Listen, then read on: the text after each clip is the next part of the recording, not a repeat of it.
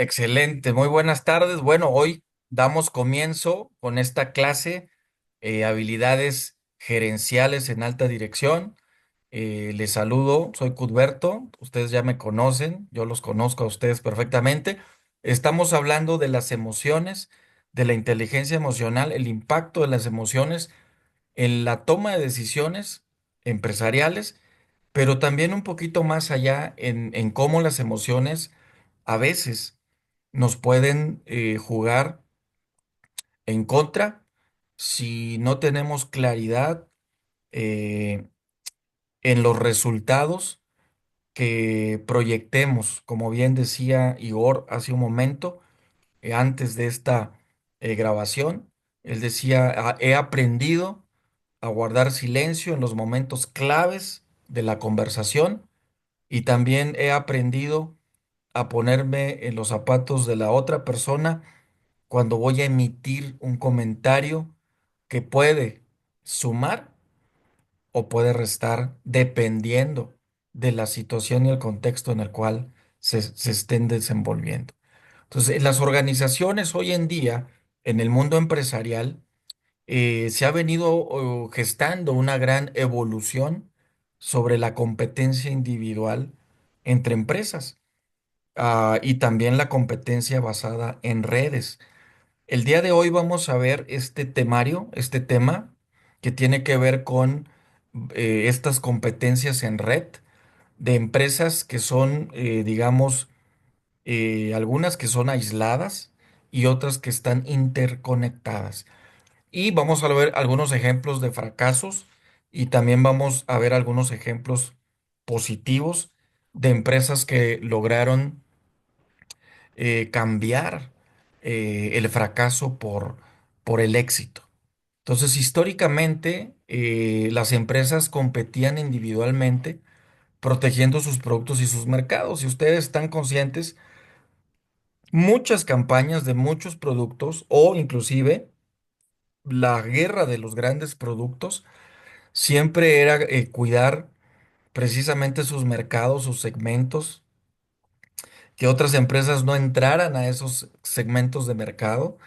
Pero hoy en día la competencia es tan real, tan vasta, tan abierta, tan, digamos, eh, tan inmensa que nadie la puede frenar, que durante la transformación digital o la era digital, la globalización, el éxito empresarial, la calidad y muchos otros tópicos y temas que han surgido eh, hoy en día, la economía global, la gobernabilidad, la gobernanza, el globalismo, que ya son conceptos totalmente distintos, los tres que acabo de mencionar, pues entonces ahora ya no depende de la capacidad de una empresa, sino más bien de su habilidad para formar y gestionar un ecosistema de valor.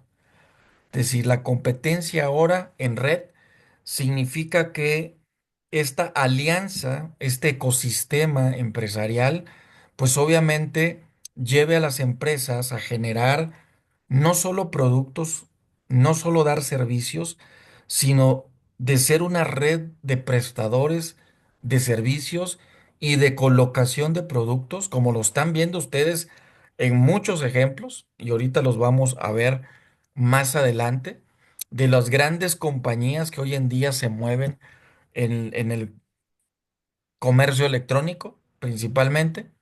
Pero traemos un ejemplo aquí de Apple contra Nokia. Cuando Nokia fabricaba teléfonos y competía solita, ¿se acuerdan ustedes? ¿Quién de ustedes tuvo un Nokia? Yo creo que yo tuve un Nokia, me acuerdo. Sí, un color negro, una pantallita muy pequeña, chiquita. Muy buena recepción, por cierto. Muy buena recepción los Nokia. Podías andar en la selva y tenían una recepción muy buena. Pero bueno, pues ellos se dedicaban a fabricar teléfonos y competían solos, no tenían competencia, vamos. Apple, en cambio, creó un ecosistema con hardware, con iPhone, iPad, Mac, el software que tiene que ver con una protección única, invulnerable, donde obviamente los hackers batallan para entrar, y los servicios, ¿no? O sea, si se dan cuenta de las apps o las tiendas, estas famosas tiendas y los iCloud, entonces Apple lo que hizo fue hacer todo un ecosistema, no solo un producto para acaparar el mercado con un solo producto, sino que creó un ecosistema. Ustedes saben muy bien lo que es un ecosistema natural, y esto se asemeja mucho a un ecosistema empresarial.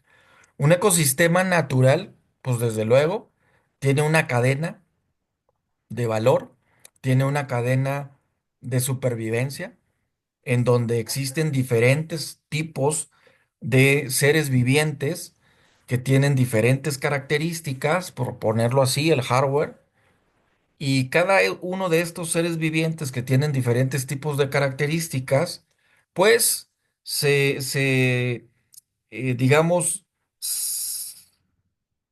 se tropicalizan, se tropicalizan de acuerdo al contexto al que llegan, con unas campañas superpoderosas, obviamente vendiéndote accesorios, periféricos y muchas otras cosas más que hacen que tú no solo quieras tener un iPhone, un iPad o una Mac, sino que quieras tener aparte accesorios que complementen la función de un iPhone, o accesorios que complementen la función de un iPad, o accesorios que complementen la función de una Mac. Entonces el resultado pues fue pero pues con una medición indiscutible, por lo que Apple se convirtió en un gigante global, ¿no? O sea, mientras las empresas aisladas de fabricación, digamos, solitaria, este, piensan que el mercado única y exclusivamente son de ellas, hay otras organizaciones que están pensando en una cultura de globalización, y ahí es donde Nokia perdió relevancia al no adaptarse al modelo del ecosistema, ¿no? O sea, el ecosistema es un ecosistema mundial, un ecosistema que no pareciera que no tiene fin.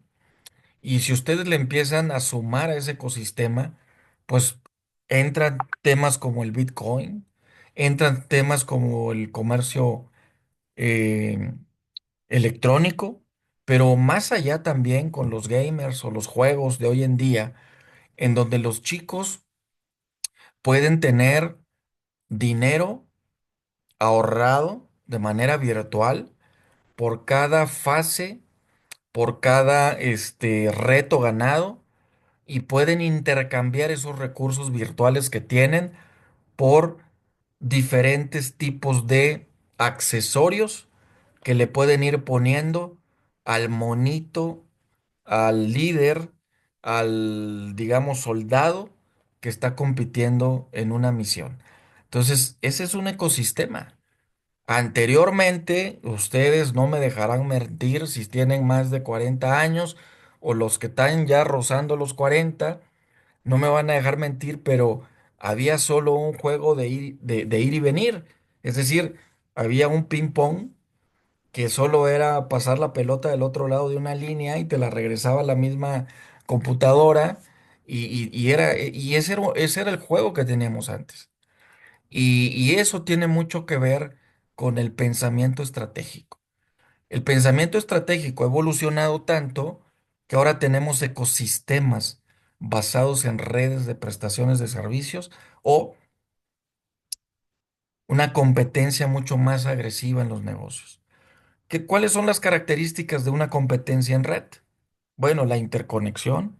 Es decir, las empresas colaboran con múltiples actores, clientes, proveedores, desarrolladores, startups, y ahí le puedes meter un sinnúmero freelance y muchos otros personajes involucrados dentro de la interconexión, que forman parte a través de la colaboración múltiple. Es decir, hoy, si bien alguien está interconectado en esta competencia en red, pues tan solo vayan a Amazon o vayan a cualquier otra, Mercado Libre, Temu o las que sean de ventas electrónicas, y ustedes van a ver cómo tienen clientes, proveedores, desarrolladores, inventores, programadores, o sea, hay una serie de eh, involucrados o de actores que están participando en esa interconexión y que todo mundo se queda con un pedazo de las ganancias de ese ecosistema, ¿no? Entonces, es bien importante que hoy en día también las organizaciones piensen en función de redes, de interconexiones múltiples, no solo en el que yo, empresario, tenga un negocio y solo vaya, ponga el negocio, lo atienda, regreso. No, tengo que tener una red múltiple de actores, de contactos y ojo, lo voy a decir, aunque sea un negocio muy pequeño, muy módico, tiene que pensar en red. No sé si ustedes hasta aquí estén de acuerdo conmigo. Plataformas digitales. Estas plataformas digitales llegaron para quedarse. Van a facilitar la interacción y el crecimiento del ecosistema. Es decir, una plataforma digital puede hacer en segundos lo que nosotros nos tardamos años. En una plataforma digital puedes tener N número de clientes, N número de proveedores, puedes tener N número de ventas repetitivas, ¿sí? En un solo enter o en un solo clic puedes estar enviando o transfiriendo miles de millones de dólares de una cuenta a otra y, ¿por qué no? En un solo clic puedes estar capacitando quizás también a muchas personas alrededor del mundo. ¿Cuáles son los efectos también que produce una red dentro de una competencia en red? Bueno, pues cuando más grande es el ecosistema, más valor genera para todos los participantes. Y antes pensábamos que invitar a más gente nos reducía las ganancias, ¿no? Y es que si invito a mi compadre, si invito a fulano, si invito a perengano, híjole, nos va a quedar menos ganancias, ¿no? La verdad es que cuando más grande es el ecosistema, hay más valor que se genera para todos los participantes. A veces la ganancia o los porcentajes de ganancia también no necesariamente se convierten en recursos monetarios, pero sí se llegan a convertir en mucho capital o riqueza que está ahí de manera pasiva esperando que uno de los participantes pues entre, que como ya forma parte del ecosistema, entre a formar parte de un negocio importante y sea el que se lleve el mayor valor en una negociación. Entonces, ejemplos de estos, bueno, pues Amazon, yo creo que es el ejemplo más natural de hoy en día. Comenzó vendiendo libros, ustedes lo recordarán y muchos dicen vendiendo libros en la cochera de su casa, pero luego creó una plataforma donde habían terceros que podían vender sus productos. Y bueno, este fue, digamos, el principio del algoritmo más grande que existe hoy en día en una tienda electrónica, ¿no? Hoy su ecosistema incluye Amazon Web Service, obviamente, Prime Video, Alexa, pero también, pues Amazon, híjole, entre otras cosas, pues están incursionando en muchas otras áreas. ¿Por qué? Pues porque llegaron a crear un ecosistema mucho, muy grande que los costos, verdaderamente los costos de operación, prorrateados entre una inmensidad de actores que forman parte del ecosistema, pues les sale desde luego mucho, mucho, mucho más barato que una sola empresa se eche en el hombro toda esa carga o esa presión de gasto, esa presión económica, ¿no? Entonces, ahí hay un cambio interesante de la competencia individual a la competencia en red. Hoy estamos viviendo la competencia en red. Entonces, tenemos que tener un pensamiento en red y nuestros negocios tienen que ir hacia esa categoría de tener muchos aliados, de tener muchos actores participando y obviamente de tener mucho más oportunidades de poder crecer en una sana competencia hoy en día. Comentarios hasta aquí, chicos.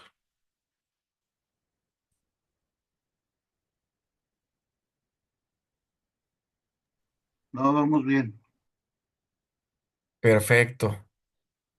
Voy a ir a otra vista diferente para que pueda pasar aquí las diapositivas. Ahora, las plataformas digitales y económicas de los ecosistemas, estas nos permiten crecer en ecosistemas empresariales al conectar oferta y demanda de manera eficiente. Comúnmente nosotros hacíamos un estudio de mercado, hacíamos una investigación de mercados. ¿Recuerdan ustedes a Laura Fisher, muy famosa en sus libros de mercadotecnia? O muchos otros autores también muy reconocidos que todavía siguen estando dentro del juego de la educación. Pero, ¿qué es una plataforma digital hoy en día? Bueno, una plataforma digital es un modelo de negocio que permite la interacción entre múltiples actores, generando valor para todos los participantes. Uber, por ejemplo, no posee autos, pero conecta pasajeros con conductores.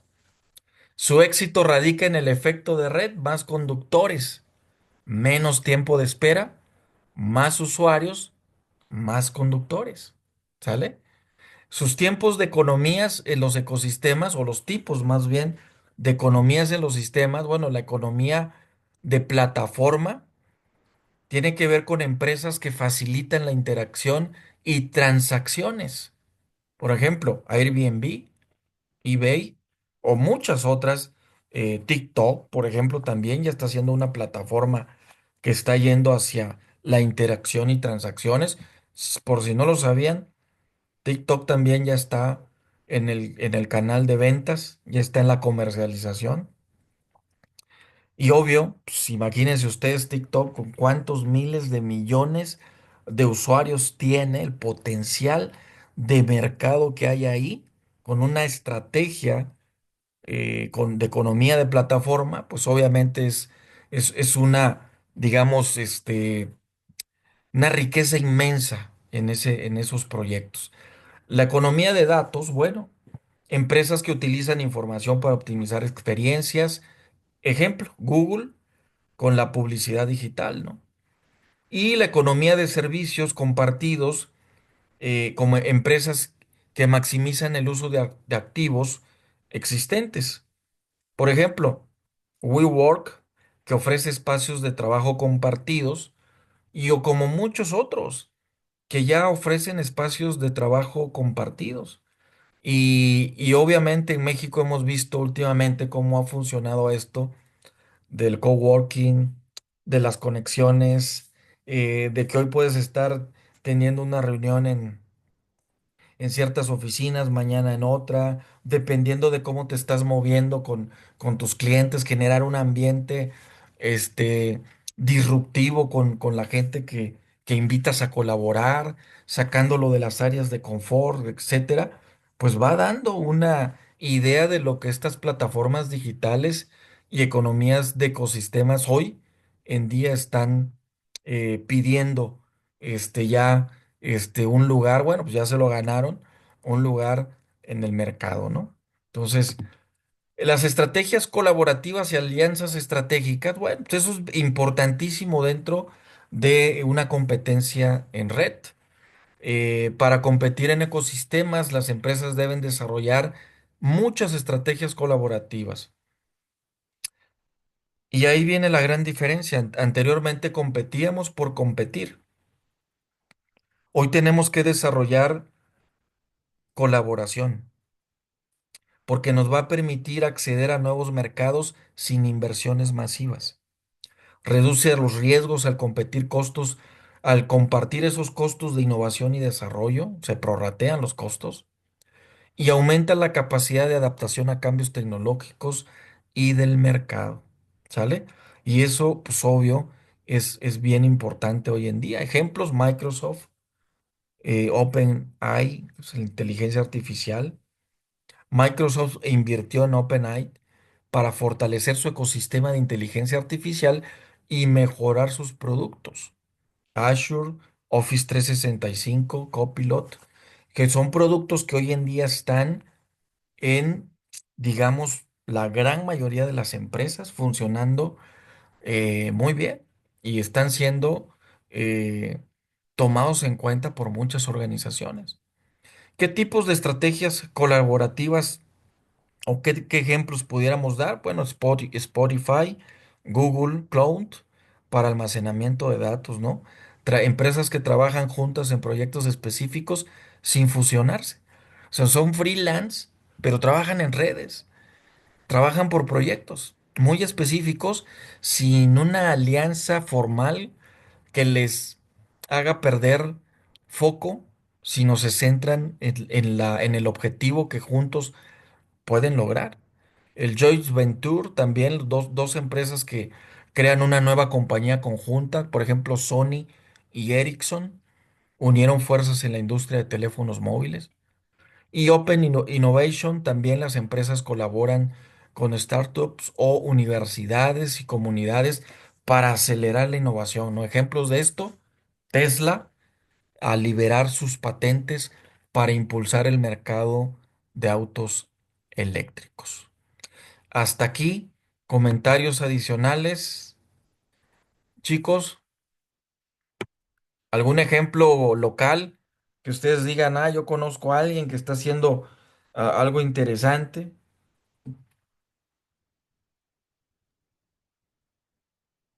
Ahí en la inmobiliaria donde estoy ahora, nos han recomendado que empecemos a hacer sinergias con distintos proveedores, ¿sí? En donde conjuntamente nos apoyamos. Por ejemplo, si conocemos un carpintero, si conocemos un plomero, alguien que haga algún trabajo, ¿sí? Lo podemos recomendar y él a su vez nos recomienda como gestores inmobiliarios. Y entonces empiezas a hacer un grupo de gente, un grupo de sinergia, ¿sí? Que trabaja de manera conjunta. En algunos lugares, por ejemplo, cuando, dependiendo de la zona, si vas y buscas la casa donde vas a promover, ¿sí? Los negocios al lado, puedes ofrecer tus servicios y ofrecerles a esos negocios que tú puedes promocionar sus servicios. Entonces, efectivamente, se empiezan a hacer ese tipo de redes y de ecosistemas de trabajo, ¿no?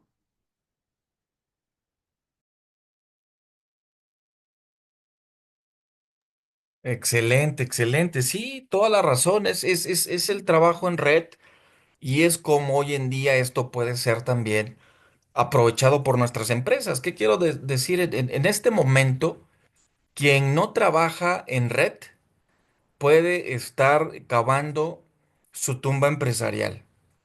Es decir, cuando nos aislamos de trabajar en red porque, híjole, me van a boicotear, me van a sabotear, me van a quitar los servicios que yo tengo, me van a quitar los productos. O sea, como comúnmente decíamos antes, ¿no? Me van a piratear mis procesos, me van a piratear las formas en las que trabajamos, etcétera, y nos aislamos demasiado, ¿no? Hay casos de empresas líderes en ecosistemas digitales, casos de éxito como Apple en ecosistema integrado de hardware y software y los servicios, como veíamos hace rato, ¿no? Pero la estrategia fue la siguiente.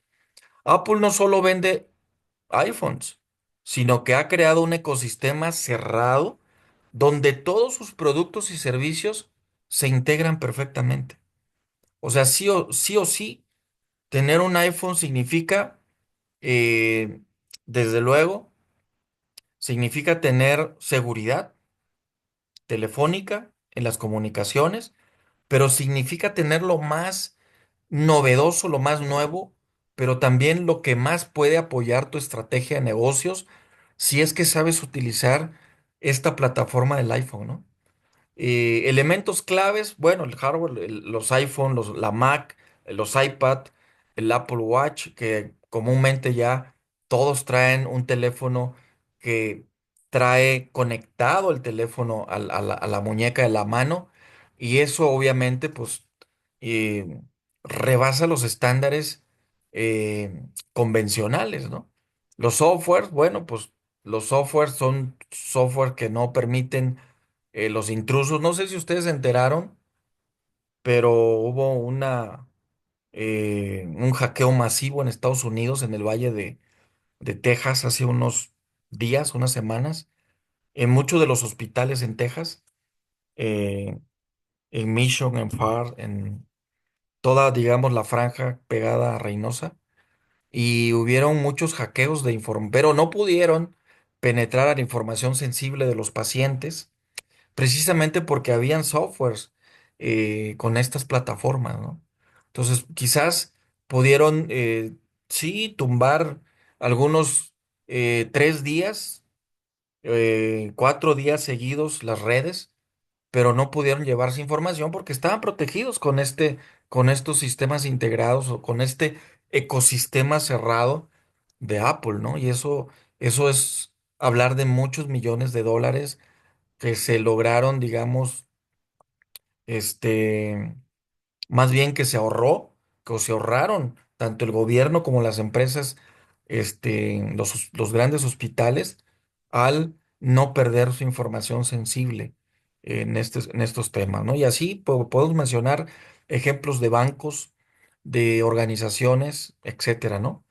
¿Cuáles son los resultados de estas empresas líderes en ecosistemas digitales? Bueno, pues los usuarios encuentran difícil salir del ecosistema, lo que aumenta la lealtad y el valor de la empresa, ¿no?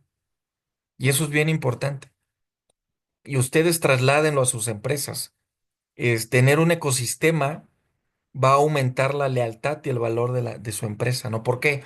Porque los servicios van a ser servicios integrados, servicios integrales, en donde la gente pueda no solo encontrar lo que oferta, sino algo adicional que tú puedas poner de valor digamos, en las manos de un cliente, dependiendo de la necesidad que tenga tu cliente, ¿no? Entonces, eso también es algo que es muy importante en este tiempo. Otro caso de éxito, pues, Amazon, lo veíamos, un ecosistema de comercio, tecnología y entretenimiento. La estrategia de Amazon es bien simple. Pasó de vender libros a crear todo un ecosistema con múltiples líneas de negocios interconectados. Hoy en día, tú puedes escribir un libro y ese libro lo puede editar Amazon de acuerdo a la demanda que tenga ese libro, sin necesidad de tú poner un solo centavo. Amazon, por el simple hecho de tener tu libro y si es atractivo y si es un libro que va a vender, obviamente, pues Amazon te lo compra desde antes, pero más bien lo haces participar como socio de negocio, aliado estratégico. Y lo que hace Amazon es poner todos los recursos que tiene, editoriales, talleres de impresión de la más alta calidad, de manera que si el día de hoy llega un pedido de 100 libros, el mismo día de hoy los imprimen y mandan los 100 libros este, a su destino, a donde sea. Entonces, híjole, eso está impresionante. Lo mismo lo hacen con playeras, con tazas, con uniformes, con muchas cosas que tú solamente escoges qué es lo que realmente quieres y te lo hacen a tu medida, un chaleco a tu medida. Tus Amazon Marketplace, millones de vendedores pueden ofrecer productos en su plataforma, ¿no? Es lo que hace. Amazon Web Service, pues toda la infraestructura tecnológica que impulsa gran parte del Internet. Ustedes se han preguntado eh, cuántas naves industriales de data de Amazon hay en México, en el Bajío y en el centro del país y en el norte y en muchas partes. Hay muchos edificios de data en las zonas industriales en donde toda esta infraestructura tecnológica soporta gran parte del Internet en el mundo. Entonces, hay lugares, digamos, zonas industriales específicas en donde llegan a tener tanto Amazon como otras grandes compañías que se dedican a las tecnologías de la información, como Microsoft, como muchas otras, como Mercado Libre también, llegan a tener grandes almacenamientos de información y son inmensas. Servicios de streaming, envíos rápidos, es decir, el resultado es que Amazon domina el comercio electrónico, la nube y el entretenimiento gracias a su ecosistema. Entonces, se dan cuenta cómo hoy en día este comercio en redes, esta competencia en redes, nos está llevando cada vez más a seguir pensando estratégicamente. Es la parte en donde el pensamiento estratégico cobra aplicación práctica. Casos de éxito, bueno, pues Tesla, un ecosistema de movilidad sostenible. Su estrategia también es bien simple. Tesla no solo fabrica autos eléctricos, sino que ha creado un ecosistema basado en la energía sostenible. Entonces, sus elementos claves, ¿cuáles son? Los autos eléctricos con actualizaciones de software constantes, ¿no? Una red de supercargadores que permiten viajes largos sin preocupaciones, le dan mayor autonomía de respuesta a sus vehículos. Energía solar y almacenamiento con baterías. Es muy común hoy. Yo antes no lo había visto, ahora ya lo vi. En algunas casas ya hay power walls, o sea, ya hay estas baterías para conectar e enchufar sus vehículos. Anteriormente eso no era tan común, lo veías en una gasolinera al lado de una tienda de autoservicio o lo veías en una isla yendo hacia Querétaro o yendo a otros lugares, pero verlo en una casa pues era bien difícil. ¿Por qué? Pues porque pues no. Y hoy en día ya esta energía de almacenamiento ya existe y lo puedes colocar como si pusieras un calentador solar en tu casa o un calentador de paso, fácilmente de conectar a una corriente eléctrica y se enchufa como si estuvieras enchufando tu computadora, algún aparato electrodoméstico, lo enchufas a la energía y está cargando tu vehículo todos los días o más bien cuando se requiera ser cargado, ¿no? El gran resultado de estos éxitos en Tesla es, bueno, pues es que Tesla no vende solo autos, sino una visión de futuro basada en energía limpia e innovación.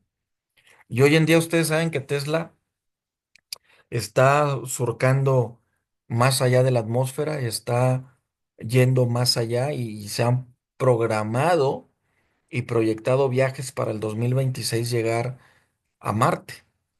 No sabemos si les alcance la capacidad para llegar allá, pero ellos están trabajando con una visión de futuro para llegar hacia allá. Muy bien, hasta aquí preguntas, comentarios. Carla, ¿quieres hacer algún comentario? Igor, Julio. No, vamos bien. Ok, Bien, todo bien. excelente, excelente. Este módulo 5 tiene que ver con el crecimiento, la competencia, las fusiones y las adquisiciones. Anteriormente, bueno, ustedes no me van a dejar mentir, pero había un crecimiento, pues, digamos, esperado de las organizaciones.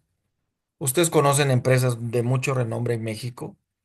No las voy a mencionar aquí, pero hacen pan. U otras empresas también, muchas empresas de renombre, pues que han crecido a lo largo del tiempo, pero ese crecimiento fue, digamos, un crecimiento muy a largo plazo. Es decir, tuvieron que pasar 50, 60, 80, 100 años, 120 años para que esa empresa pudiera ver un crecimiento, una multiplicación de sucursales, etcétera. Hoy en día, los tiempos se han acortado demasiado, ¿no? El crecimiento es mucho más rápido y por eso, bueno, hay estrategias de crecimiento orgánico y inorgánico en el tema de la era digital y de las redes. Las empresas pueden expandirse en dos formas principales. El crecimiento orgánico, que es la parte interna. Un crecimiento orgánico ocurre cuando una empresa expande su negocio utilizando sus propias fuerzas sin depender de adquisiciones ni fusiones, con sus propias fuerzas. Y esa estrategia común de crecimiento trae una expansión de mercado, un desarrollo de producto, una innovación y la optimización operativa, ¿no? Hasta ahí la estrategia del crecimiento orgánico, ¿no? Dependiendo de nuestras fuerzas. Un ejemplo hoy en día de este tipo de empresas, pues Starbucks ha crecido orgánicamente al expandir sus tiendas en todo el mundo y diversificar su oferta, bebidas, alimentos, experiencias digitales. ¿Se acuerdan ustedes? Aquí íbamos a una Starbucks hace, ¿qué les gusta? Hace 5 o 6 años. Todos íbamos por un café, ¿no? Hoy en día ya encuentras una diversidad de productos. Es más, encuentras café colombiano, café panameño, café arábigo, café obviamente mexicano, pero de diferentes, digamos, marcas. Puedes encontrar marcas propias, pero es un mercado muy selecto. Es un mercado muy selecto. Las ventajas, bueno, pues tienen un control total porque obvio no permiten que nadie más entre en su ecosistema de negocio. Crecen de manera orgánica ellos solos con sus propias fuerzas. Tienen un crecimiento sostenible y obviamente un menor riesgo financiero porque no dependen sus finanzas de algunos otros socios comerciales. Su desventaja, pues es que el crecimiento es más lento y requiere de inversiones a largo plazo, ¿vale? Que es lo que veníamos comentando hace un momento. El crecimiento inorgánico son fusiones y adquisiciones, definitivamente. El que quiere crecer más rápido tiene que fusionarse o adquirir una empresa que esté bien, digamos, rentablemente, que sea rentable, que no sean pasivos. Y el crecimiento inorgánico implica expandirse mediante la compra o fusión de otras empresas, ¿no? Ejemplo, Disney adquirió Pixar, Marvel, Lucasfilm para expandir su ecosistema de entretenimiento. Y obviamente creció y hay un canal que así se llama Disney Channel y ese propio canal tú puedes tener muchísimas ofertas más en el streaming y también muchísimas cosas más en todo ese ecosistema de entretenimiento. Las ventajas, un crecimiento muy rápido, acceso a nuevas tecnologías, mercados y clientes nuevos, pero la gran desventaja es la integración compleja, los riesgos financieros y los problemas culturales. ¿Sale? Lo mismo pasarte una película de Marvel en Corea que pasarte una película de Marvel en Latinoamérica. Entonces, esos son algunos de los riesgos o problemas que enfrentan los crecimientos inorgánicos. ¿Cuándo y cómo competir en nuevos mercados? Háganse la pregunta ustedes. ¿Existe un nicho no cubierto por mi empresa? ¿Es un mercado saturado o hay espacios para crecer en donde me estoy desarrollando como empresa? ¿Existen restricciones legales o barreras de entrada para que mi empresa crezca y pueda competir? ¿La empresa tiene la infraestructura para expandirse? Esas preguntas nos van a ayudar a orientar la demanda del mercado, la competencia a la cual en donde vamos a jugar, las regulaciones y la capacidad operativa también de la organización. Entonces, las estrategias de entrada a nuevos mercados, la expansión gradual se sugiere en algunos casos. Por ejemplo, tienes una empresa de servicios, da servicios en el centro Bajío, pero tienes permiso para dar servicios en el Estado de México, en Tijuana, en Baja California, en Baja California Sur, en Oaxaca, en Chiapas, en Tabasco, etcétera, pues obviamente pues tienes la capacidad para poder expandir a nuevos mercados, ¿no? La estrategia de nuevos mercados o la expansión gradual, pues es ingresar de manera controlada para minimizar los riesgos, ¿no? Es decir, no ir en bloque, no ir a todos los puntos en el mismo tiempo, sino ir de manera gradual estudiando cuál es el mejor punto para entrar. Porque obvio, tienes que estudiar pues, tu capacidad financiera, la rentabilidad de ese mercado que vas a abrir, tienes que estudiar, hacer una investigación exhaustiva de la cultura donde vas a ir, si es, independientemente que sea en un mismo país, pues hay diferentes tipos de contextos y no es lo mismo una empresa que funciona en Guanajuato, que da servicios en Guanajuato, que dé servicios en Guerrero, ¿no? O en La Paz. No es lo mismo tener una empresa en La Paz que tener una empresa en Matamoros, ¿no? Entonces, el Joint Ventures o alianzas, esas también es una entrada, una estrategia a nuevos mercados, porque son asociaciones con empresas locales para reducir costos y adaptarse más rápido.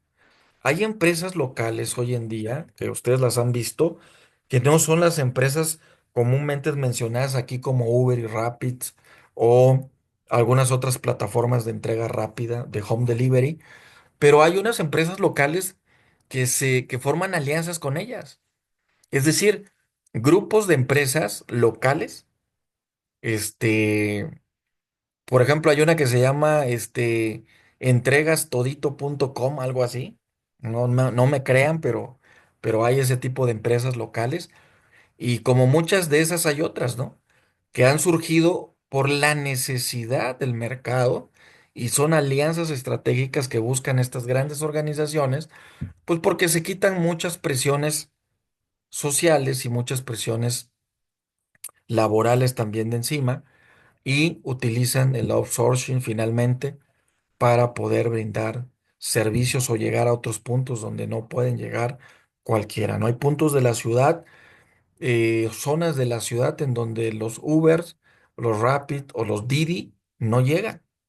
Y no llegan y aunque tú quieras comprar, no van a llegar por un tema de seguridad.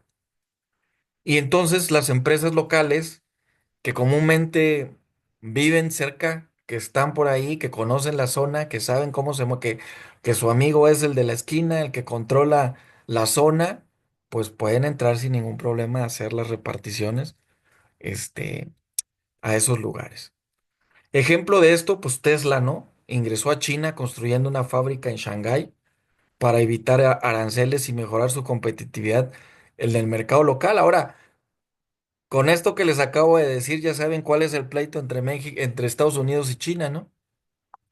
Justo. Esto que les acabo de decir es uno de los grandes pleitos entre Estados Unidos y los aranceles que le acaba de imponer Estados Unidos a China y obviamente la revirada de los chinos hacia los Estados Unidos. Pero, ¿por qué? Bueno, pues porque Tesla es una empresa que está jugando un papel crucial e importante en el gobierno de los Estados Unidos. Entonces, ahí hay un conflicto de interés, ahí hay un problema ético, político, moral, como le queramos ver, pero es la realidad del mundo y de los gobernantes que tenemos hoy en día. Fusiones y adquisiciones como estrategias de expansión. Bueno, las fusiones y adquisiciones son herramientas claves para la expansión empresarial. Deben ajustarse correctamente para maximizar el valor. O sea, no tenemos que aliarnos con el primero que llega a tocarnos la puerta.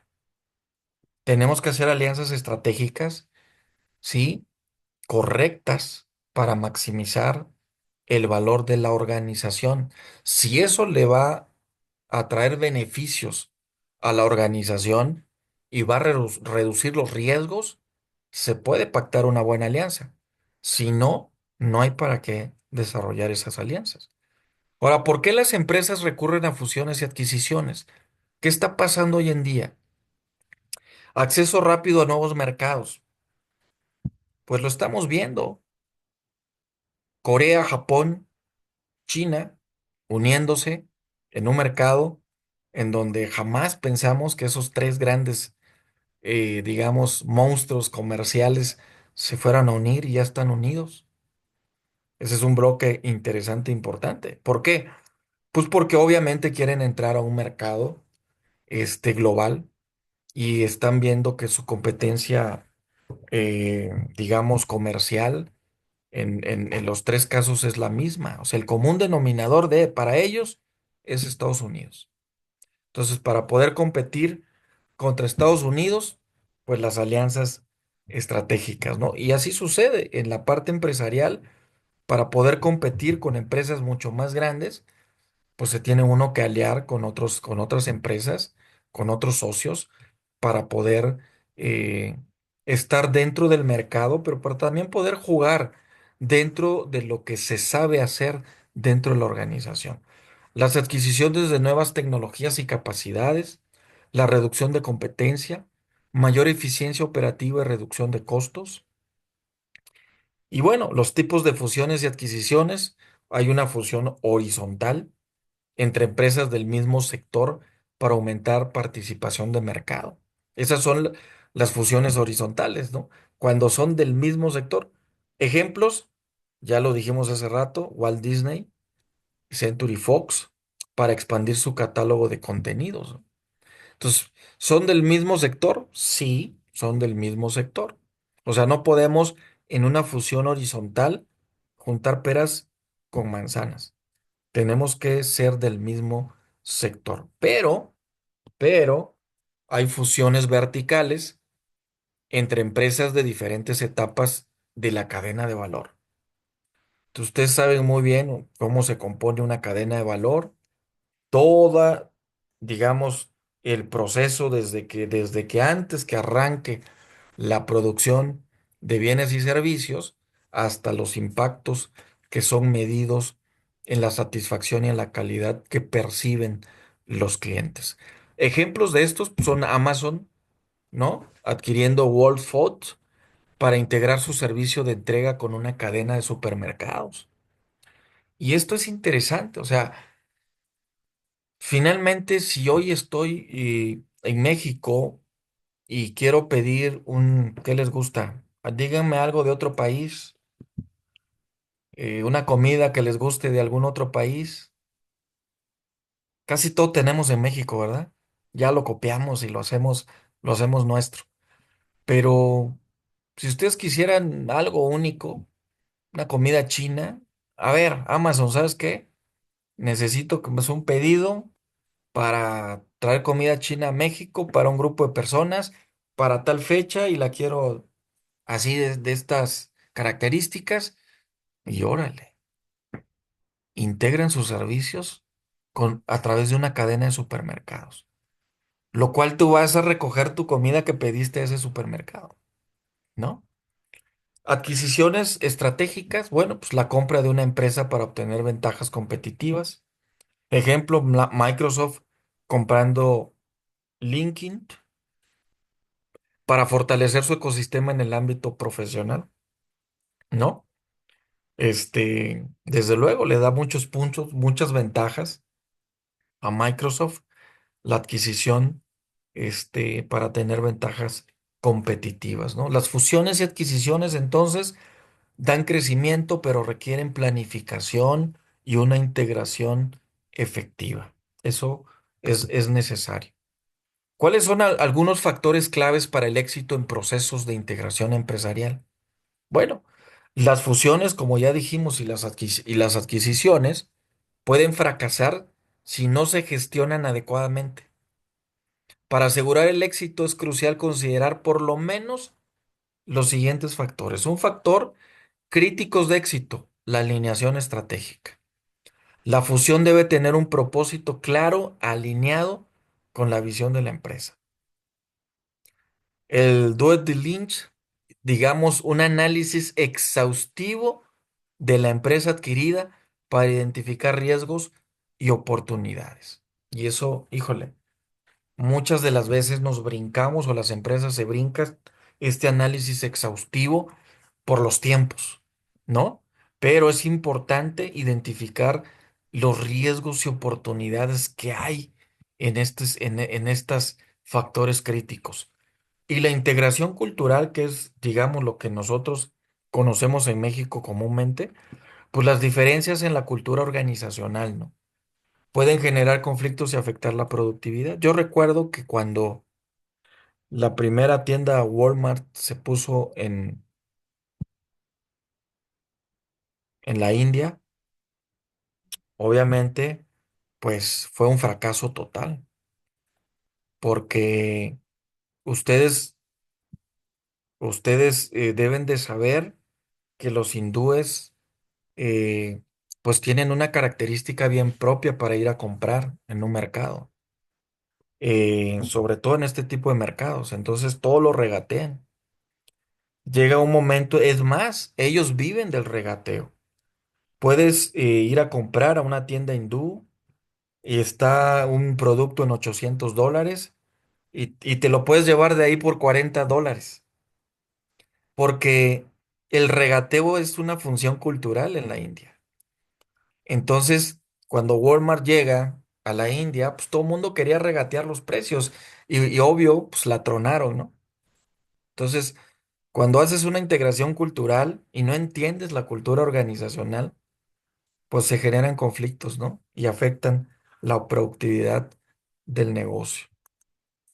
La retención de talentos claves, garantizar que los empleados esenciales permanezcan en las organizaciones después de la adquisición. Es bien común cuando hay una adquisición y dices, oye, ¿sabes qué? Pero respétame, estas personas son buenas personas, tienen familias, son personas conscientes, han estado aquí durante muchos años, han trabajado incansablemente, son parte de la empresa, tienen puesta la camiseta. Cuando llega la adquisición, lo primero que hacen los que adquieren la empresa es despedirlos. Definitivamente, así sucede, ¿eh? Comunicación clara, informar a empleados, clientes, inversionistas sobre el proceso de integración. A veces no hay claridad y inclusive ni siquiera se les informa que esa empresa ya pasó a ser, ya pasó a manos de otra organización y los empleados terminan confundidos o los inversionistas también terminan confundidos. Ejemplos de fracaso, bueno, la fusión entre América Online y Time Warner es considerada una de las peores en la historia debido a las diferencias culturales y la falta de alineación estratégica, ¿no? Entonces, volvemos a repetir, las fusiones y adquisiciones no solo son transacciones financieras, son procesos de integración que requieren una gestión efectiva, ¿no? ¿Ustedes han tenido oportunidad de leer sobre muchas fusiones y adquisiciones? Teléfonos de México, si lo recuerdan ustedes, que era del gobierno, hubo un proceso en el cual el gobierno todavía tenía acciones dentro de Teléfonos de México y estaban prácticamente participando del mercado, pero obviamente después se vendieron todas las acciones de Teléfonos de México, en este caso el gobierno, y obviamente quedaron en manos de privados, ¿no? Entonces, finalmente una empresa tan rentable como Teléfonos de México, este, no pudimos quedárnosla los mexicanos, pero si hoy en día Teléfonos de México fuera de los mexicanos, pues sería mucho más rentable que Pemex. Tendríamos mucho más presupuesto para obra pública, para servicios públicos, para salud, para educación, para vivienda, para muchas necesidades básicas en nuestro país, y sin embargo la dejamos en manos de la iniciativa privada, ¿no? Muy bien, hasta aquí comentarios, chicos. Son temprano, son las 8:19, de la noche. ¿Algún comentario adicional que tengan ustedes? Bueno, le seguimos. El módulo 6 tiene que ver con la estrategia empresarial en tiempos turbulentos. O sea, en tiempos turbulentos es como cuando te subes a una nave mono, o sea, una de 2 pasajeros o 3 pasajeros, pero en el aire, una avioneta pequeña, quizás un Cessna, y vuelas más de una hora en un Cessna. Volar más de una hora en un Cessna es un peligro. Es un peligro porque el viento, las rachas de los vientos son muy fuertes arriba y la velocidad de los Cessnas pues no es tanta.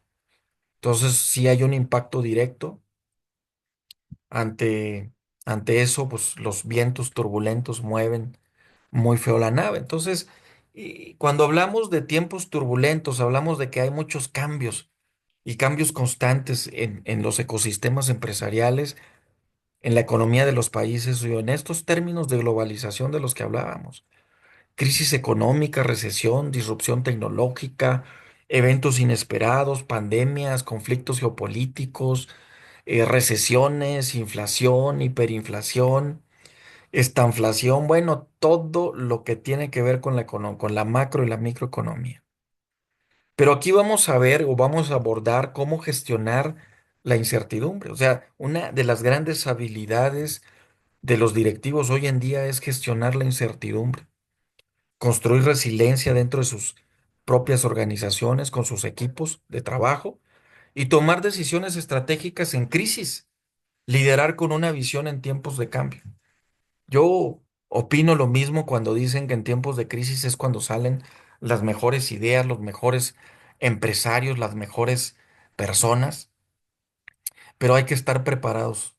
No, la crisis es eso, es una gran oportunidad, pero hay que prepararse para tener la habilidad de agarrar esa oportunidad.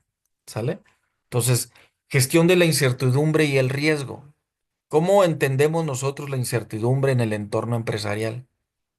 La incertidumbre no significa ausencia de información, sino falta de predictibilidad, es decir, de anticiparnos estratégicamente a los cambios. Para gestionarla, o sea, para gestionar la incertidumbre, las empresas deben desarrollar agilidad estratégica, anticipación estratégica, y hay toda una metodología para la agilidad estratégica y para la anticipación estratégica.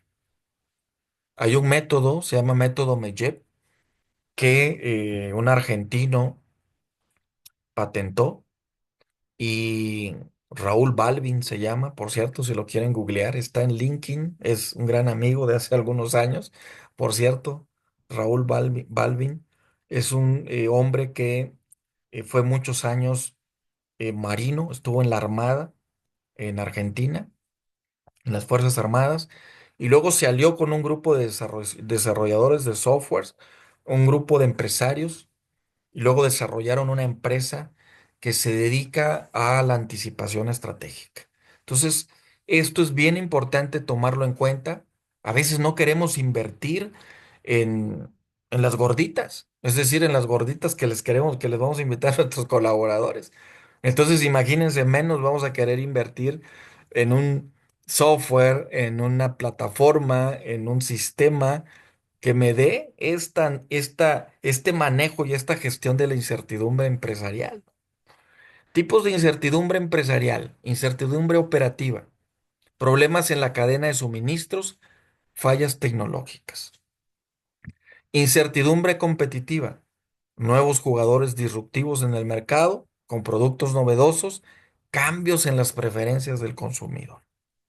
Anteriormente, el consumidor era muy era muy estático. Con la tecnología, con la digitalización hoy en día, no me van a dejar mentir, pero si no le quitan el celular de la mano a la persona que está ahí al lado de ustedes, híjole, la tarjeta va perdiendo valor. ¿Qué quiero decir con esto? Que las compras están a la orden del día. ¿Por qué? Pues porque ahí están las redes atendiendo un mercado y una necesidad que a veces es ocio.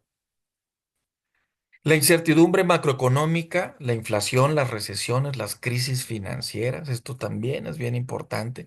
El conocimiento de la macroeconomía es un tema fundamental para los estrategas, los directores de negocios, los dueños de compañías, porque una mala decisión de inversión, cuando no se calcula la inflación, la recesión, las crisis financieras que vienen asociadas a esas turbulencias económicas globales, como las estamos viviendo hoy en día, pues nos pueden llevar a una toma de decisiones mal informadas, ¿no? Y bueno, la incertidumbre geopolítica, las excesivas regulaciones cambiantes, las guerras comerciales como las estamos viendo hoy en día, ¿no?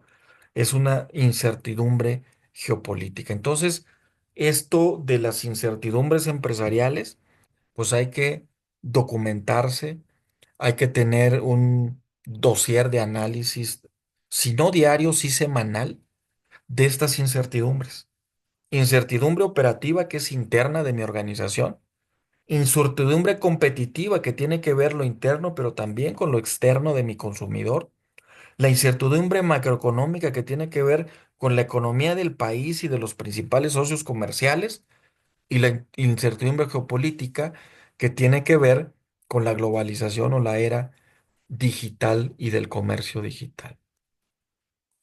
Las estrategias para manejar la incertidumbre y el riesgo.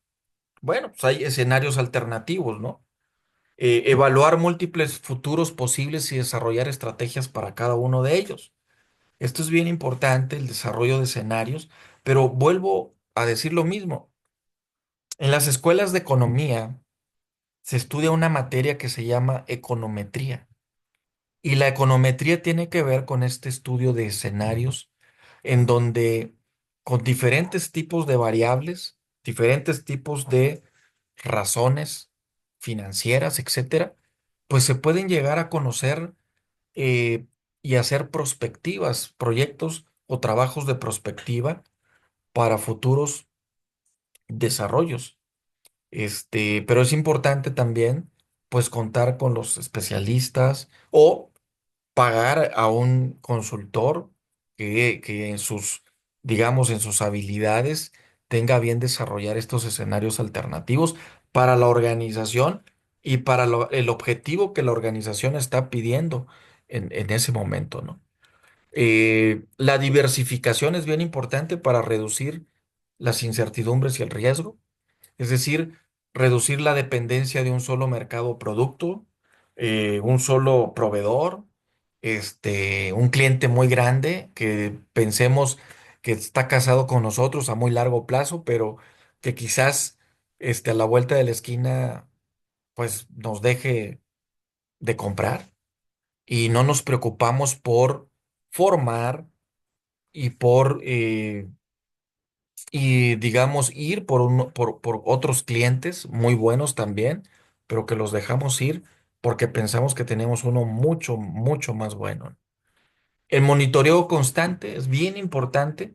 Utilizar datos en tiempo real para ajustar decisiones rápidas en las organizaciones hoy en día. Tener sistemas que nos den información, datos, registros administrativos confiables, en donde vengan los históricos de la empresa, de la organización, y podamos hacer con eso, pues, una toma de decisiones más informada y generar mejores expectativas a la hora de incursionar en nuevas inversiones. La cultura de la experimentación, ¿sí?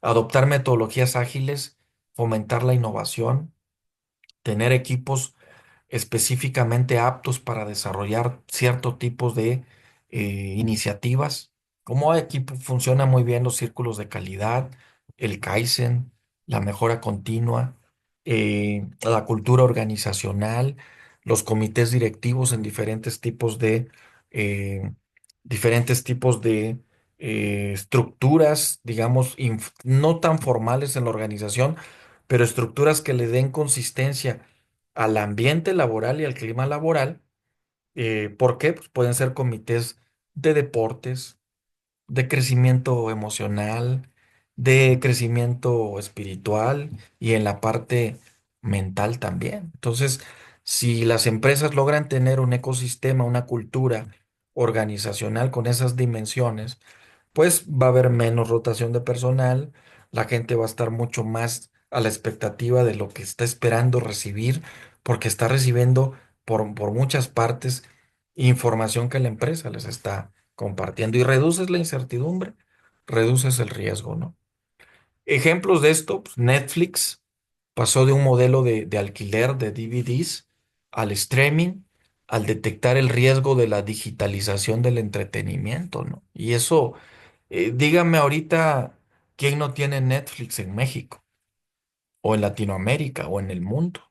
Tú te subes a un avión, al que sea, obviamente en viajes más o menos largos, y ahí está Netflix, ahí está el streaming, ¿no?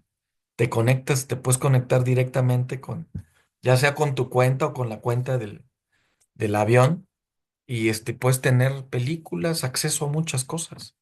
Entonces, creo que es un ejemplo hoy en día muy en boga, pero bueno, pues una estrategia sumamente muy eh, única en su tipo, en estos, por lo menos en estos últimos años. Las estrategias de resiliencia y adaptación. Bueno, ¿qué es la resiliencia empresarial hoy en día? La capacidad de una empresa para resistir y recuperarse de crisis adaptándose a nuevas realidades. Si vas a enfrentar una nueva realidad por un descuido empresarial o porque se te acabó inclusive a lo mejor un, la explotación de una concesión que te habían dado, porque suele suceder, sobre todo en algunas universidades o algunas empresas que prestan servicios, o te cancelaron un REBOE, un registro de validez oficial, etcétera. Y bueno, pues tienes que tener la capacidad para resistir y adaptarte y recuperarte rápidamente ante esa crisis, ¿no? Los elementos de una organización resiliente son los siguientes: flexibilidad operativa, es decir, la capacidad de modificar procesos. Si mis procesos eran muy largos y costosos, tengo que hacer procesos más cortos y que me cuesten menos. Modelos de negocios rápidamente, es decir, modelos de negocios que se adapten rápidamente a la circunstancia que se está viviendo. Una cultura de aprendizaje, empresas que analizan fracasos y se ajustan a esos aprendizajes, ¿no? A esas lecciones aprendidas. El uso inteligente de la tecnología es bien importante. La digitalización para mejorar la eficiencia y la toma de decisiones. La gestión financiera prudente, esto es bien importante. La liquidez suficiente para resistir crisis inesperadas. Hay empresas hoy en día que están viviendo gracias a que en algún momento a alguien se le ocurrió diversificar sus recursos y tener en esa diversificación fluidez de recursos, liquidez de dinero para resistir crisis inesperadas. Y bueno, las estrategias para fortalecer la resiliencia son por lo menos cuatro. La reducción de costos estratégicos, hay que enfocarse en la eficiencia sin comprometer la innovación. La inversión en talento adaptable, contratar y formar equipos con habilidades versátiles, eso es bien importante. Más vale tres en uno que uno que después se nos vaya, ¿verdad? La estrategia modular, diseñar modelos de negocios que permitan ajustes rápidos, no rígidos. Entonces es bien importante también adaptarse muy rápidamente a las empresas, este, porque es lo que están pidiendo hoy en día las organizaciones.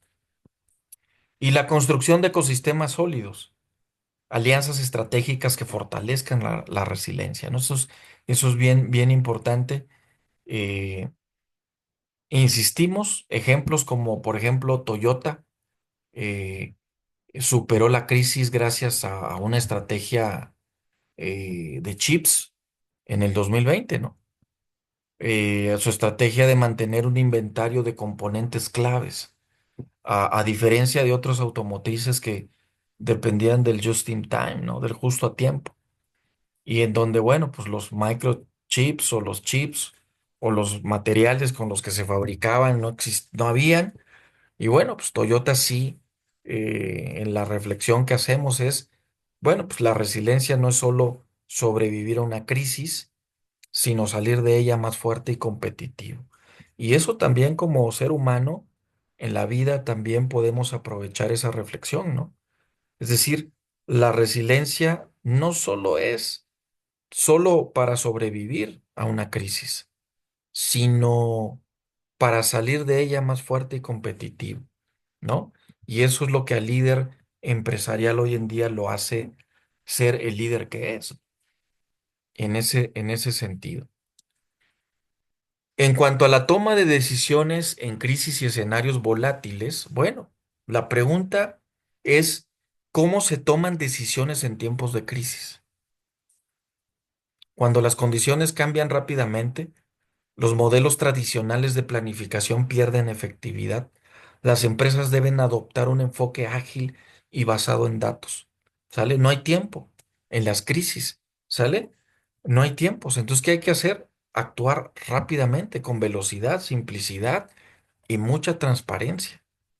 Los métodos para la toma de decisiones en crisis, bueno, las decisiones basadas en datos en tiempo real, la analítica avanzada para minimizar incertidumbre, eso es bien importante, ¿sale? La priorización rápida, identificar las áreas más críticas y enfocar recursos en ellas. El liderazgo descentralizado, equipos autónomos que puedan responder ágilmente. Y la experimentación controlada, que es probar soluciones en pequeñas escalas antes de implementarlas globalmente, ¿no? Entonces, todo esto pareciera que va al sector automotriz, pero no. El ejemplo más claro de esto es un Airbnb, cómo cambió rápidamente su estrategia durante la pandemia del COVID-19, ¿no? Enfocándose claramente en estadías largas y trabajo remoto en lugar del turismo tradicional. Entonces, en tiempos de crisis, la rapidez, la capacidad de adaptación son más importantes que la planificación a largo plazo. Es decir, mi planeación se convierte en mi rapidez y mi capacidad de adaptación. Esa va a ser mi planeación en tiempos de crisis. ¿Sale? Y el ejemplo más claro, pues es el Airbnb, ¿no?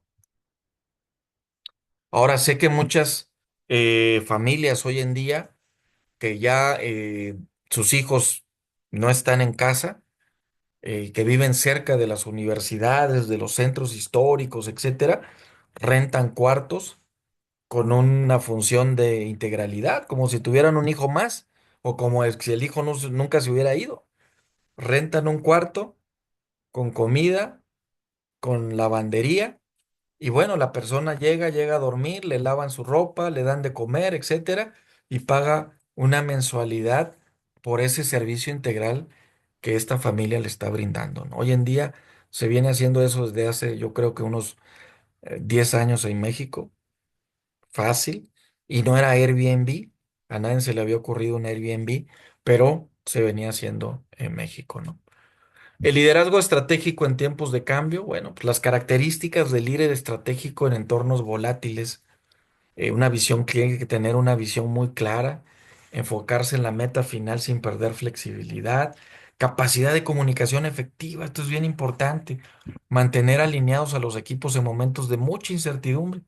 Gestión emocional, mantener la calma, transmitir confianza, tomar decisiones basadas en principios, valores, virtudes, no sacrificar la visión de largo plazo por soluciones de muy corto plazo. Tienen que ser modelos de liderazgos adaptativos, un líder ágil que tiene capacidad de pivotear y ajustar la estrategia rápidamente, un liderazgo de servicio que prioriza el bienestar y desempeño de los equipos y un liderazgo de innovación que crea una cultura donde el cambio sea visto como una gran oportunidad. Entonces, Estas son las grandes estrategias. Lo veíamos en un corto que por ahí compartimos, el primer corto que compartimos con ustedes en habilidades digitales, en donde Santi Anadela, el CEO de Microsoft, transformó la empresa adoptando toda una mentalidad de aprendizaje continuo y lo que permitió para Microsoft su rápida transición hacia la nube.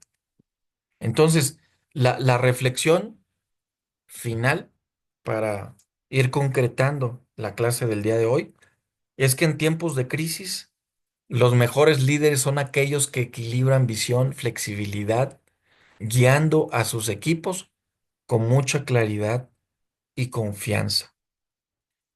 Ojo, en tiempos de crisis, los mejores líderes son aquellos que equilibran visión y flexibilidad, guiando a sus equipos con claridad y confianza. Muy bien, hasta aquí comentarios.